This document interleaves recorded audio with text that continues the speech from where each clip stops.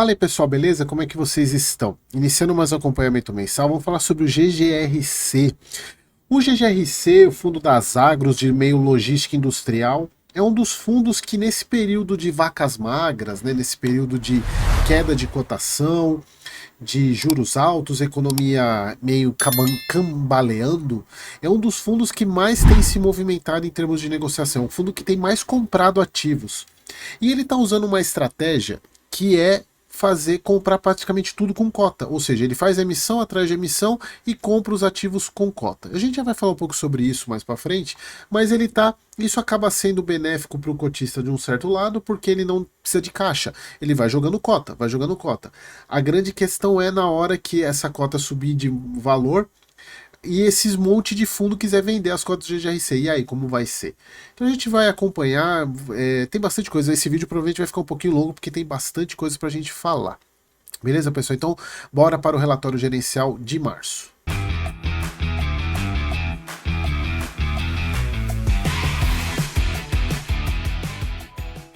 Então vamos lá, pessoal, relatório gerencial de março. E veja aqui em cima, pessoal, quanto de arquivo tem que eu vou precisar falar hoje. Então por isso que esse vídeo vai ficar um pouquinho longo. Então, relatório de março, eu vou passar rápido por algumas coisas para também não ficar tomando muito tempo de vocês. Fundo valor patrimonial de 11,22, cota de mercado 9,86. Aqui, pessoal, a gente já vê. Vamos pegar só quanto que ele tá. Fechou hoje? GGRC 11, 9,93.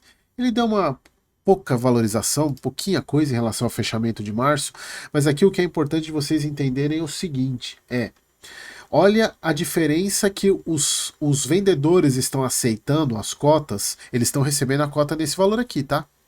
Embora as negociações estejam sendo, as emissões estão sendo feitas no valor, inclusive o GGRC está na nona emissão agora, né? As emissões estão sendo feitas no patrimonial, mas as negociações, os fundos estão calculando a quantidade de cotas, os vendedores, com base nisso aqui. Então imagina, será que o fundo está aceitando receber as cotas no prejuízo, sendo ou ele joga essa diferença no preço do imóvel? Esse é um dos pontos que a gente vai falar um pouco sobre isso. Bom, então aqui o fundo pagando 10 centavos por mês, algo que a gente já vem falando. Aqui mais um fundo citando o nosso vídeo aí. Inclusive foi nesse vídeo aqui que eu falei sobre a compra do Helg, para vocês entenderem, o vídeo ficou bem longo mostrando a proposta sobre, que foi por cota também, mas tem uma questão de pagamentos em prazos diferentes, se a cota variar, ele vai lá, emite mais cotas, aí muda um pouco o preço da aquisição, então mais uma das compras aí que o fundo fez. Bom, o fundo distribuiu 10 centavos, o fundo atingiu aí 156 mil cotistas, ganhou 4 mil cotistas em relação ao mês anterior, uma liquidez boa de 2,8 milhões. E aqui, pessoal, só para vocês verem, e para quem assistiu o ALZR, ele está fazendo um desdobramento também. O principal objetivo do desdobramento, eu não quero entrar muito nesse detalhe, porque eu vi alguns comentários no vídeo do ALZR que são bem desrespeitosos em relação a isso. É a minha opinião, eu não concordo, mas quem sou eu para não concordar com o desdobramento? Mas o principal motivo do desdobramento é aumento de liquidez. Vejam, o ALZR na cota base 100 tem 3 milhões por dia. O GGRC, que tem com base 10, é 2,8. Vejam, não tem esse negócio de liquidez, para mim não faz muito sentido. É mais para pegar o pequeno investidor que não tem o dinheiro para comprar uma cota a 100 reais. É simples assim. Então, em relação ao GGRC, 4 fatos relevantes mostrando que o fundo foi bem movimentado esse mês. Carta de intenções do Helg, a aquisição, então esse aqui eu nem vou falar porque o vídeo passado foi só sobre o Helg. Renovação do contrato Magna, renovação do contrato da Ambev. Então primeiro tem a venda do Pirituba, que eu também já falei no vídeo passado. Então, esses dois fatos relevantes aqui já foi explicado, então veja aí na playlist do GGRC se você tiver alguma dúvida sobre eles, para também no vídeo não repetir. Pessoal, renovação do contrato Magna e Ambev. Eu quero falar um pouquinho sobre isso aqui, principalmente por causa do Ambev. Estou falando aqui que durante o mês de março tivemos uma evolução satisfatória na diligência lá do CD Pirituba, ou seja, da venda. Então tá para ser concretizada aí a venda desse ativo. Fato Helg, a gente já falou, são os imóveis do Helg, já falei sobre eles. Aqui, pessoal, ponto importante. Renovação do contrato Magna, valor fixado em 325 e o valor do Ambev fixado no valor de 340. Só que no fato relevante, se vocês observarem, tem uma pequena diferença de palavras. No do Magna, valor do aluguel permanecerá em 325, ou seja, o valor é o mesmo que estava antes. Então eles não tiveram nem reajuste e nem perda. Então eu já vou fechar aqui para a gente não ficar com muita coisa. Ambev, valor fixado, veja, não tem o permanecerá em 340 mil. E aí a gente vai ver lá no final, isso é um ponto positivo para o GGRC, porque ele mostra o valor de aluguel de todos os ativos. Isso é muito bom. São poucos os fundos que fazem isso. O aluguel antes era 395, ou seja, meus amigos, teve para baixo o valor da Ambev. O contrato de locação da Ambev teve uma redução aí de 14% no aluguel.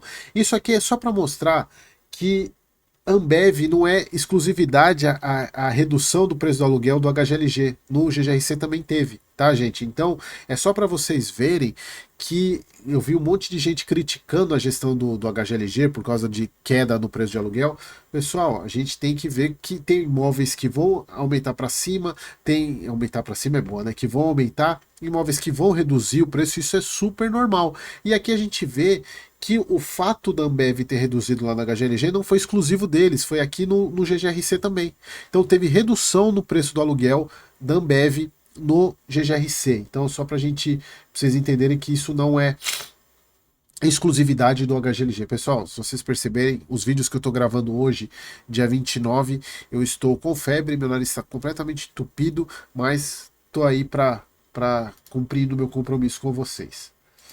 Bom, o fundo teve aqui a emissão de cotas, nona emissão, 250 milhões, ou seja, emissão para compras. Ele vai usar isso aqui para comprar ativos.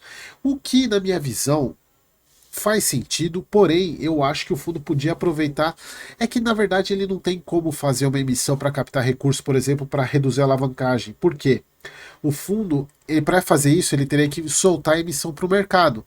Só que a cota tá R$ 9,00, 9,82 e a patrimonial 11,32. Ou seja, quem vai participar, a pessoa cotista vai participar da emissão para capitalizar o fundo. As emissões estão sendo simplesmente para trocar a cota por imóvel, o que também é uma alternativa, e eu vejo que o GGRC é um dos únicos fundos que está fazendo isso direto. Já fez com a LZR, já fez com o BTLG, fez com o SNLG, fez com o Helg, vai ter mais uma agora com o Fundo da Aliança, que é a segunda parte do vídeo. Então tem bastante, eles estão fazendo bastante isso. Que obras em andamento lá do Todimo, que eles vêm acompanhando todos os meses aí, colocando. Aqui, pessoal, só um ponto que é importante que eu quis trazer, que é essa pergunta 4, para estar corroborando com algo que eu fiz, não sei se foi no último ou no penúltimo vídeo, falando sobre a alavancagem do fundo, no cronograma de amortização, eu falei que o fundo não tinha dinheiro para pagar. E aqui eles bateram isso. Ó, as dívidas do fundo que tem atrelada, quais tem multa de pré-pagamento? A gestão pretende pré-pagar as dívidas? Ó, todos os CRIs do GGRC possuem fluxo de amortização mensal e, por consequência, despesa financeira também. Este ano, temos uma amortização extraordinária do CRI que veio junto com o portfólio do SNLG, de aproximadamente 23 milhões sem multa. Podemos equalizar, ou seja, eles têm que pagar isso. Podemos equalizar esse compromisso, com venda de ativo, exemplo Pirituba, troca de uma dívida mais barata ou rolagem com aplicação de recursos em outro CRI. Percebam, em nenhum momento eles estão falando de uso de caixa, porque confirma aquilo que eu falei para vocês. O fundo não tem o dinheiro para pagar. Ele vai ter que dar um jeito para pagar, mas está tranquilo. É só para confirmar aquilo que eu falei sobre a questão do caixa do fundo. Falando aqui sobre novas aquisições, que a gente já vai falar um pouco sobre isso, é que eles falam sobre a questão do que vai manter o rendimento recorrente de 9,5, mesmo com as aquisições, então isso não vai mudar. O fundo está aumentando muito a base de cotas, né? Então vai ter mais cotas para distribuir o resultado. Então os ativos que tem que entrar, eles têm que estar com cap pelo menos superior ao do fundo. Então isso a gente tem que aguardar para ver, porque tem alguns ativos que ele tem possibilidade de reajustar aluguel, outros não, então a gente tem que ver isso com o passar do tempo, não dá para a gente cravar isso agora. Teve mais um fato aqui, deixa eu só colocar, pessoal, que teve mais um fato de um novo reajuste aí lá da Volkswagen, da MAN, 731 mil reais, mantendo o aluguel permanece em 30,67, ou seja, manteve um bom valor. Então isso aí vai ser reajustado todos os anos aí, sendo o próximo reajuste de janeiro de 2026, um aluguel bem longo, até 2031. Então a gente está falando aí de 6 anos, isso foi muito bom. Deixa eu salvar aqui.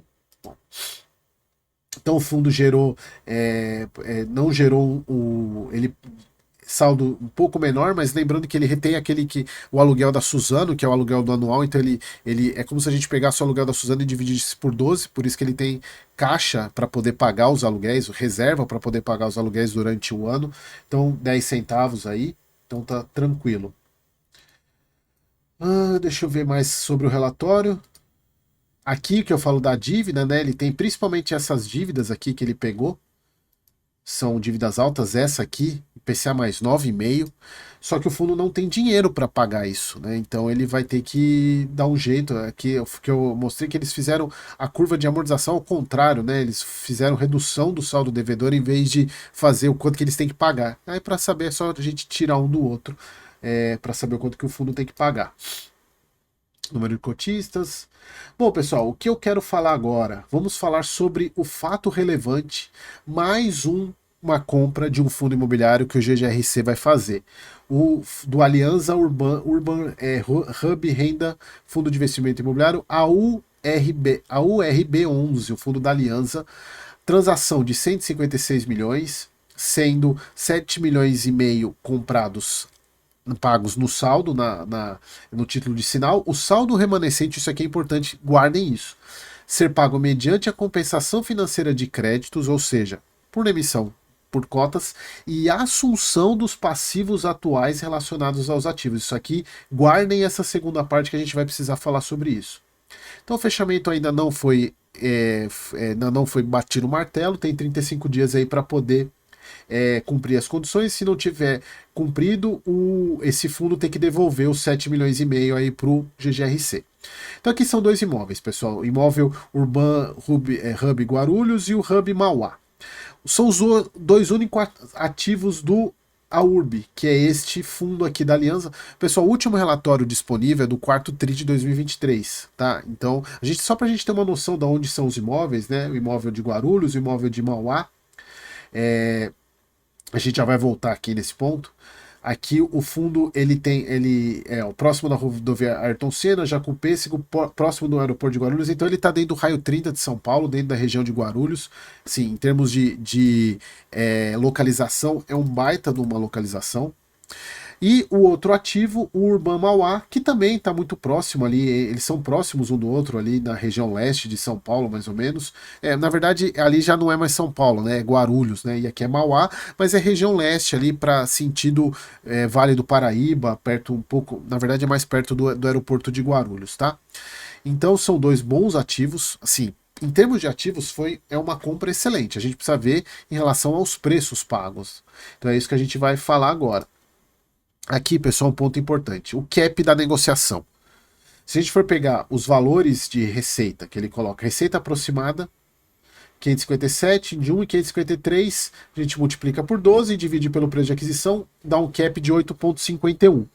O cap do fundo é aproximadamente 9%.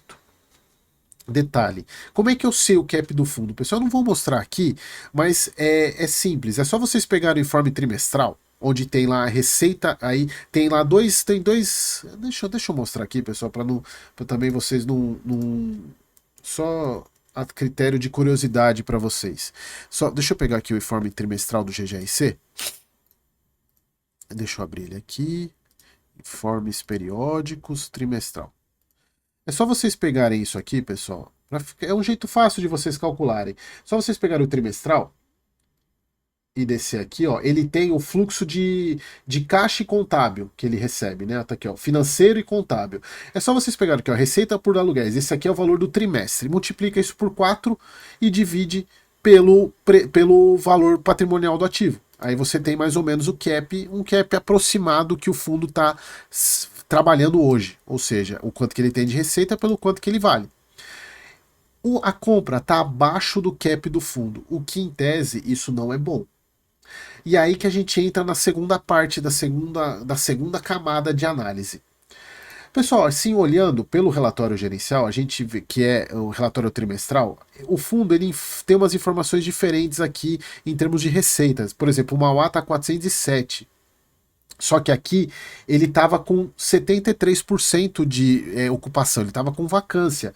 E se a gente pega no informe trimestral, no último trimestral do Aliança, ele não tem o relatório gerencial, mas os informes ele tem. A gente pega que o fundo ele está praticamente alugado, ó. Ele tem só 3% de vacância. Então, do relatório de final de 2023 até agora, esse relatório aqui é o último de 24, do último TRI de 24, ele está praticamente alugado.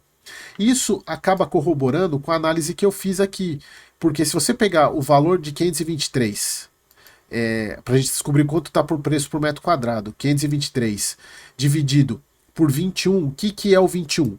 É a BL deste imóvel. Se a gente for pegar aqui, ó, 21.129. Então, se a gente pegar os 523 que ele gera de receita por mês, dividido pela ABL, a gente tem um aluguel aí em R$ 26 o metro quadrado.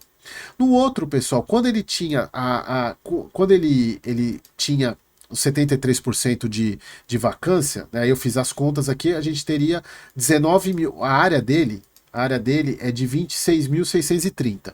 Quando ele estava só 73% locado, então a gente tem um valor aqui de 407 dividido por 19,4. A BL é 73% da total. Então daria 20,9. O que corrobora que esse valor está certo é que pegando total, alocação total, tirando aqueles 3% de vacância, também chega em R$ 20,9 o metro quadrado. Então a gente tem dois imóveis, um em Guarulhos e um em Mauá, a R$ 26 o metro, um a R$ 26 o metro quadrado e outro a R$ 20 o metro quadrado. E é aí que a gente entra para análise de preço, né? Vamos ver lá no Clube FI como é que tá o preço dos imóveis logísticos lá em Guarulhos, né? Deixa eu só diminuir um pouquinho aqui. Vamos pegar lá para a gente ver. Então a gente vem aqui em fundos, vem aqui criar um novo gráfico. Vamos pegar aqui, ó. São Paulo, região Guarulhos.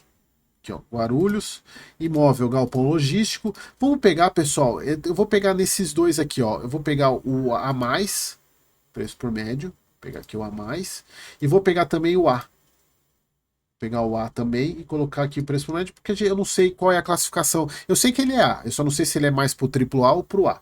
O que a gente chega de conclusão? Que o preço médio cobrado nos aluguéis desses imóveis na região é de estar por volta de 30 a 33 reais o metro quadrado. O que isso significa?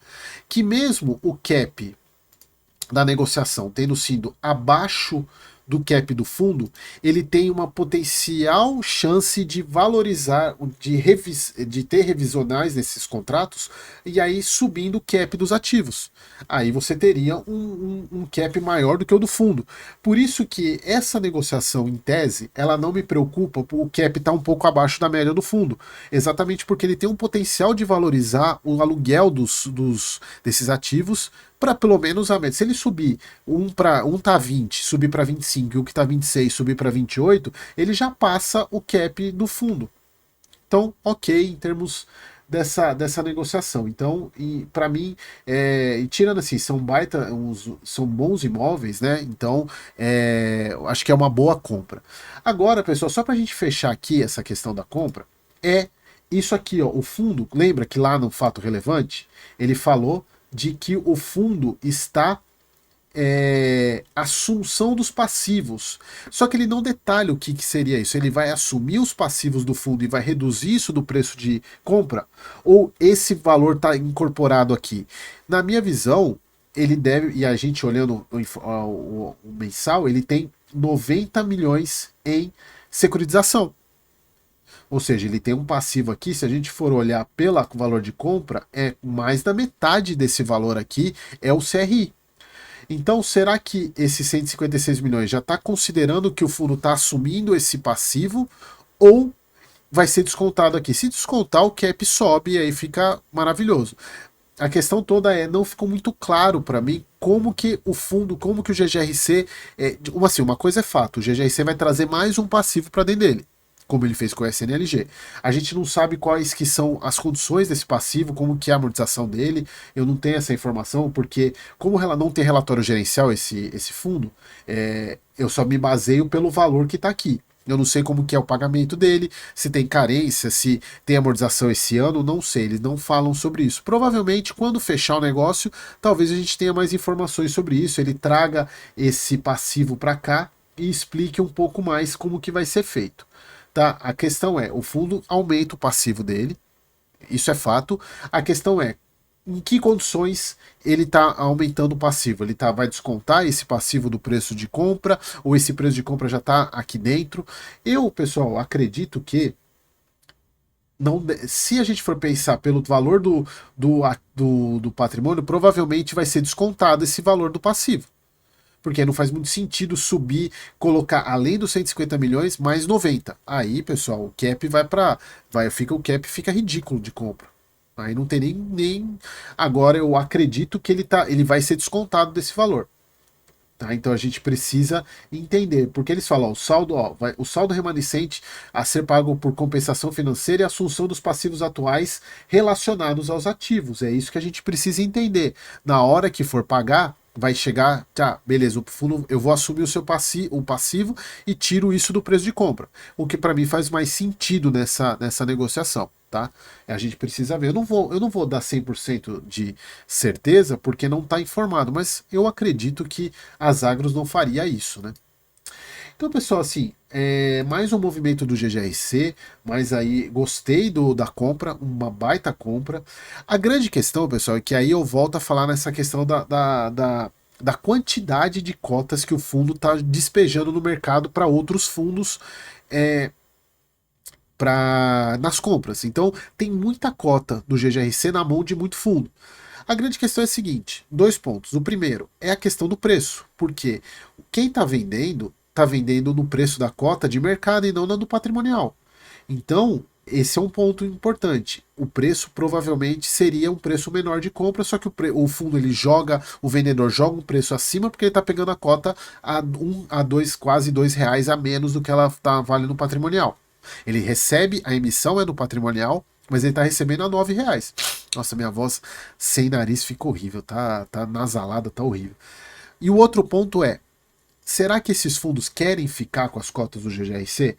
Na hora que a cotação de mercado subir, será que não vai ter uma pressão vendedora, o que vai segurar a cotação do GGRC por um bom tempo? Porque, imagina, você sobe no patrimonial, um fundo vai lá vende, aí joga uma pressão vendedora. Aí a cota cai. Aí depois sobe de novo, a cota cai. Então, provavelmente, os fundos vão acabar segurando as cotas, o valor da cota. Ela não tende a valorizar. Enquanto a gente pode ter um cenário de mercado onde fundos negociando com ágio, por exemplo, de 20%, o GGRC tende a ficar muito tempo no patrimonial. Exatamente porque na hora que sobe, um fundo vai lá e vende as cotas. Porque é a hora dele realizar o lucro dele. Porque, pensa, ele está vendendo ativo na cota a R$ 9. E a cota patrimonial é 11. Olha o ganho que ele vai ter na hora de vender. Então, esse é um ponto que você, cotista do GGRC, tem que ter atento, que pode ser que o fundo fique travado na cotação dele por um bom tempo. Tá? Bom, acho que era isso. O GGRC está bem movimentado, hein? Em termos de compra, eu achei muito boa essa compra desse portfólio, imóveis muito bons.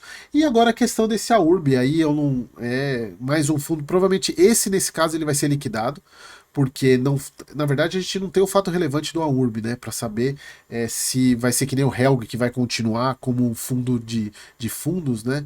Mas se alguém souber aí, deixa aqui nos comentários se ele vai continuar ou se de fato ele vai ser liquidado. Beleza, pessoal? Então era isso, espero que vocês tenham gostado e até o próximo vídeo.